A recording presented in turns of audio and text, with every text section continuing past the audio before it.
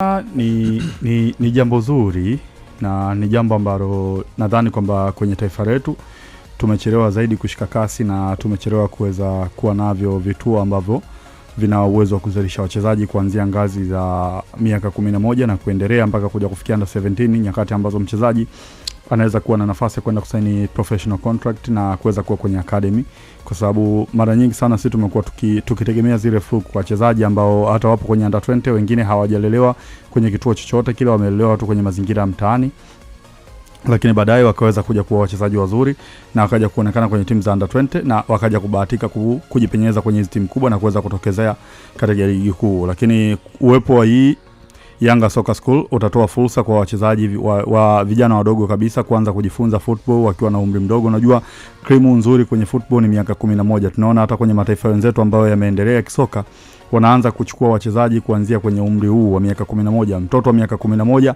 hapa ukianza kumfundisha taratibu kuna vitu ambavyo anavimasa, na sio kumfundisha tu. Naamini kwamba kwenye hiyo project ya Yanga Soccer School kutakuwa kuna wakufunzi ambao wanajua ngazi za football kupitia kwa watoto, jinsi gani ambavyo wanatakiwa kulelewa. Kwa hiyo hapa wanastahili pongezi kwenye hili Yanga.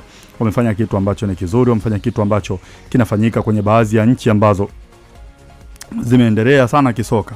Unaweza kukutana na nchi kama Ivory Coast, wale ASEC Mimosas, nao wanao chuo chao cha football ambacho kinaanzia kwa wachezaji vijana kabisa miaka 11, na ndio maana kila baada ya msimu tunaona kuna wachezaji vijana ambao wanakuwa introduction kwenye squad yao na wengine wanauzwa kuelekea nje ya nchi. Kwenye hizo nchi ambazo zimeendelea kisoka wenzetu wanafanya hivi vitu. Kwa hiyo hichi Yanga walichokifikiria ni kitu kizuri na ni jambo kubwa kwa upande mwingine, na linaweza likawa na mchango mkubwa sana katika maendeleo ya soka kwenye taifa letu la Tanzania. Hata kwa wao wenyewe Young Africans kinaweza kuwa kina mchango mwingine mkubwa sana, kwa sababu itawasaidia wao kuweza kuzalisha wachezaji ambao watakuwa nao kwenye timu yao ya vijana under 17, lakini pia hao wachezaji watakapofikia hatua ya kuweza kuingia kwenye kikosi cha timu yao kubwa senior team, itawapunguzia zile gharama za usajili ambazo walikuwa labda wanaweza kwenda kuzitumia kwenda kutafuta mchezaji sehemu fulani, lakini tayari walishamtrain wenyewe na wana uwezo wa kumtoa kwenye timu ya under 17 akaja under 20 na baadaye kutoka under 20 kuja kwenye timu za wakubwa. Lakini pia kwenye kila jambo zuri